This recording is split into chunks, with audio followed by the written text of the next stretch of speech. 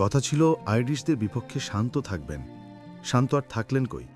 আয়ারল্যান্ডের ডিফেন্ডার দ্বারা ওশিয়াকে কনুই দিয়ে আঘাত করে প্রথমে হলুদ কার্ড দেখলেও পরে ভিডিও সহকারী রেফারির সিদ্ধান্ত পরিবর্তন হলে লাল কার্ড খায় এই ৪০ বছর বয়সী ফরওয়ার্ড। নিজের দেয়া কথা যে রাখতে পারলেন না রোনালদো। কথা দিয়ে কথা না রাখার অভ্যাস রোনালদোর এবারই প্রথম নয়। এর আগেও অসংখ্যবার তিনি তার পেছনের দেয়া বক্তব্যের কথা ভুলে গিয়ে নিজের ঢোল নিজে পিটিয়েছেন। রোনালদোর এমন মানসিক ভারসাম্যহীন হওয়ার কারণ কি তবে মেসি? মনে পড়ে রিয়াল মাদ্রিদের সাবেক এই তারকা ফুটবলার একবার বলেছিলেন, ব্যালন ডিওরের চেয়ে গোল্ডেন বুটের মূল্য বেশি। কারণ তখন মেসির চেয়ে তার সোনার জুতোর সংখ্যা ছিল বেশি। কিন্তু আজ যখন মেসি রোনালদোকে টপকে ইতিহাসে সর্বোচ্চ গোল্ডেন বুট জয়ী, তখন রোনালদো নিজের কথা উল্টিয়ে দিয়েছেন। আজ তার কাছে গোল্ডেন বুট মূল্যহীন হয়ে পড়েছে।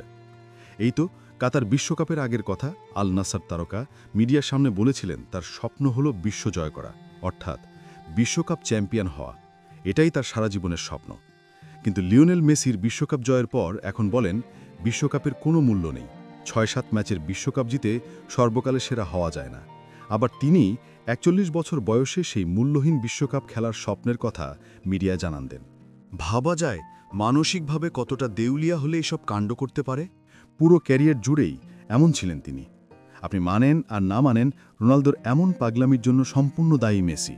কারণ মেসির একের পর এক অর্জন রোনালদোকে পাগল করে দিয়েছে। এর চেয়ে বড় প্রশ্নটা এই, রোনালদো কি পর্তুগালের বোঝা? কারণ দল যখন ২-০ ব্যবধানে পিছিয়ে, তখন লাল কার্ড দেখে মাঠ ছেড়েছেন। আগেই জানতেন প্রতিপক্ষের মাঠে দুও শুনতে হতে পারে তাকে। ম্যাচের আগে সংবাদ সম্মেলনে নিজেই বলেছিলেন মাঠে যাই ঘটুক না কেন তিনি বেশ শান্তশিষ্টই থাকবেন। কিন্তু সেই আয়ারল্যান্ডের বিপক্ষে ম্যাচে অতীতের সবকিছুকে ছাড়িয়ে গেলেন তিনি। জাতীয় দলের লম্বা ক্যারিয়ারে প্রথমবার দেখলেন লাল কার্ড। সেখানে স্বাগতিকদের বিপক্ষে হেরে যায় পর্তুগাল। নেটিজেনদের মতে এই হারও রোনালদোর জন্যই হয়েছে। কারণ রোনালদো যখন দর্শকদের দুয়োশনে উত্তেজিত আচরণ করা শুরু করে, তখন পুরো টিমের ইমেজ ঠিক থাকে না, ফলে ম্যাচ থেকে ছিটকে যায়। রোনালদো এখন প্রায় ম্যাচেই দুশনে প্রতিপক্ষের ওপর উত্তেজিত হয়ে দলের ভাবমূর্তি নষ্ট করে ম্যাচ হারিয়ে দেন। তাই বলাই যায় রোনালদো এখন পর্তুগাল দলের জন্য বোঝা ছাড়া আর কিছুই না। আইরিশদের বিপক্ষে ম্যাচে মূলত মেজাজ হারিয়ে অশোভনীয় কাণ্ড করেন তিনি, তাতে রেফারি কার্ড দেখান। আর এই কার্ডের কারণে আন্তর্জাতিক ফুটবলে বেশ কিছু ম্যাচ মিস করবেন। CR7 গুরুতর ফাউল প্লের জন্য অন্তত ২ ম্যাচে নিষেধাজ্ঞা আরোপ করতে হবে। হিংস্র আচরণের ক্ষেত্রে নিষেধাজ্ঞা অন্তত ৩ ম্যাচ বা প্রয়োজনে নির্দিষ্ট সময়ের জন্য হতে পারে, যেখানে কোনোই দিয়ে আঘাত করার মতো আচরণও অন্তর্ভুক্ত। ফিফার এই নিষেধাজ্ঞা শুধুমাত্র প্রতিযোগিতামূলক ম্যাচে প্রযোজ্য, কোনো প্রীতি ম্যাচের জন্য নয়।